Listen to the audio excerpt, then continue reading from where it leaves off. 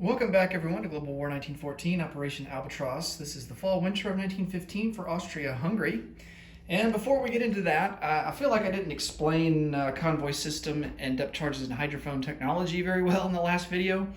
But I think I got it sorted out now. And so basically how it works is, so the British got convoy system on the last turn. So even without either of the technologies, any country can place a warship, a surface warship, on escort duty as long as there's a convoy line. Okay, so they could designate a surface warship as being on escort duty, and if an enemy submarine decides to do convoy raiding in a sea zone that contains an enemy warship on escort duty, that enemy warship will get a defensive role against that submarine. And you don't need, apparently reading through the rule book, you don't need a certain technology in order to do that action. What the technology does, and this is depth charges and hydrophones, what it does is that it adds +1 to your defending role against a raiding submarine. So a torpedo boat destroyer on escort duty defending against a raiding submarine would actually defend at a 5 instead of a 4. So he would get a free defensive role at a 5 against that raiding submarine. The raiding submarine doesn't get to attack that torpedo boat destroyer because the raiding submarine is focused on raiding convoys. So that's his combat action. So we can't do both. Now, what convoy system does is that it adds +1. If you have a surface warship on escort duty, all right. If you have a surface warship on escort duty, when you do your rating rolls with the D6 dice, convoy system will add +1 to your roll. So to your ship that's on escort duty. So that's the benefit of that. And I don't think it's cumulative. So if you have 2 ships on escort duty, you don't get +2 to your roll. You still only get +1, but you get 2 defensive rolls because both ships that are on escort duty are going to be able to respond and fire at the enemy raiding submarine.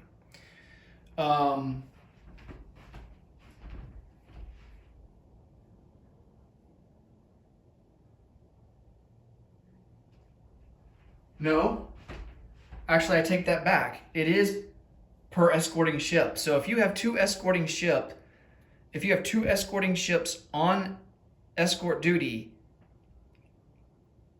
against an enemy raiding submarine, you will get +2 to your defensive roll.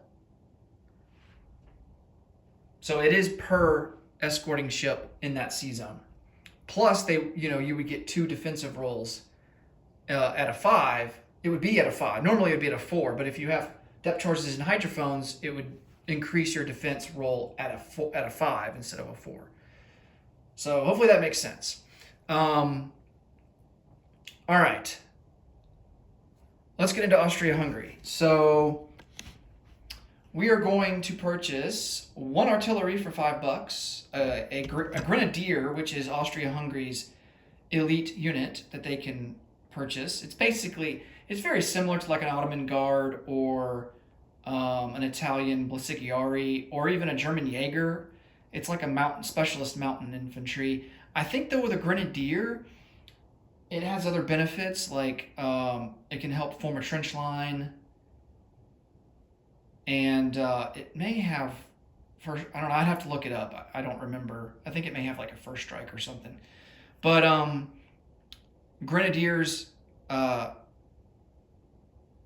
are Austria-Hungary's elite unit. So we're going to spend 4 for that, and then we're going to upgrade a militia in Bulgaria to an infantry for 2. and spend 12 bucks and purchase 4 infantry. For technology, we are going to go for defense in depth. We are currently at stage 2. So looking to get to stage 3. Need a 7 or higher. And we get it with an 8. All right. So we move up to stage 3 there. All right, for combat moves, we are going to conduct an attrition attack from Galicia into Congress of Poland with our 2 artillery. And then another other attrition attacks from Serbia into Thessaly. So let's roll for those.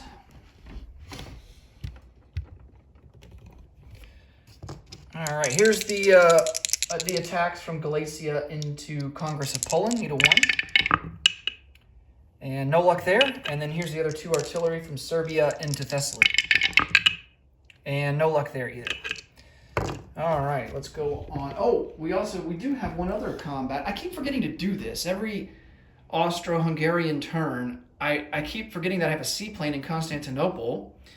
And I'm going to send him down to raid this convoy line. So he's going to go on map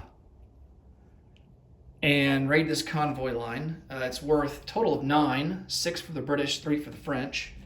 So of course seaplanes, they don't get any bonus to their rolls, but we're going to see if we can just outright roll higher than them. And we don't, so no damage is done.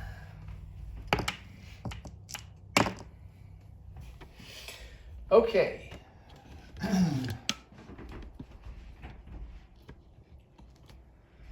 So the seaplane will go back into Constantinople.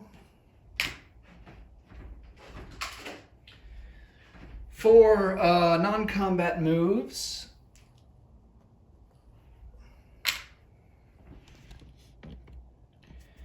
we're going to take an artillery from Bohemia down 1 into Austria. We're going to rail an artillery from Bulgaria to Austria.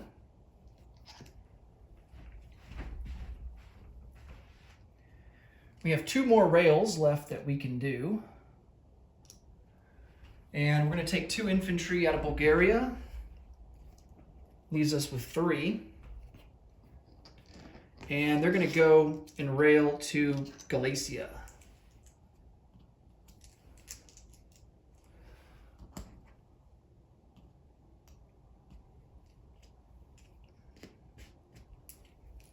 All right. And then the other 2 infantry,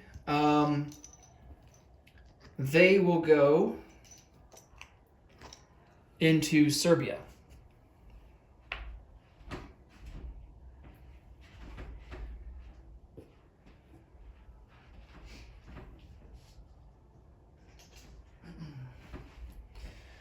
All right.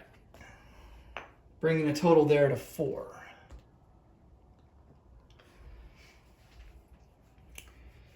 I think that's all the non-combat moves that we have.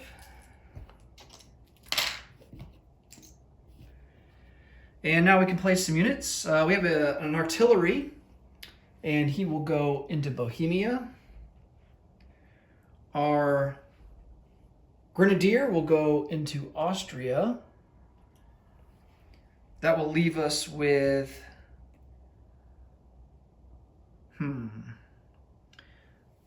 Or do I want infantry there? I could place the grenadier into Galicia. I'm going to do that. I'm going to place the grenadier into Galicia instead. And then 2 of my 4 infantry will go into Austria, bringing the total to 6 and forming a trench line.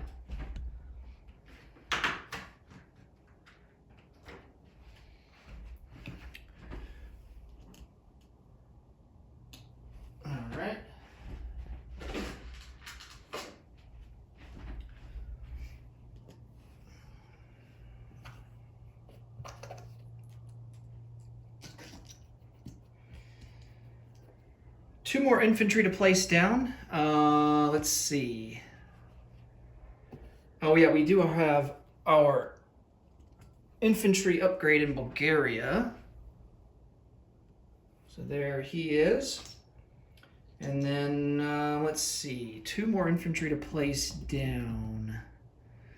Let's place 1 in Vienna. And our last one now, what the heck, let's put him into...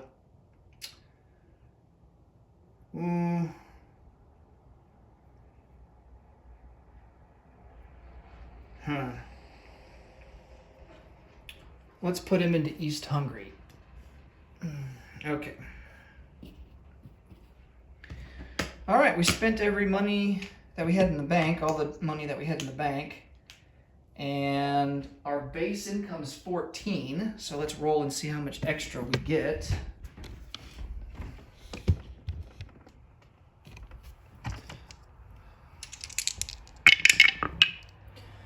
Only 4. All right. So that will take us up to 18 for next turn. I don't think... Yeah, we don't get anything extra for trade. So we will collect 18 and have 18 for next turn. Next up will be France. Thanks so much for watching. Until next time, take it easy. Bye for now.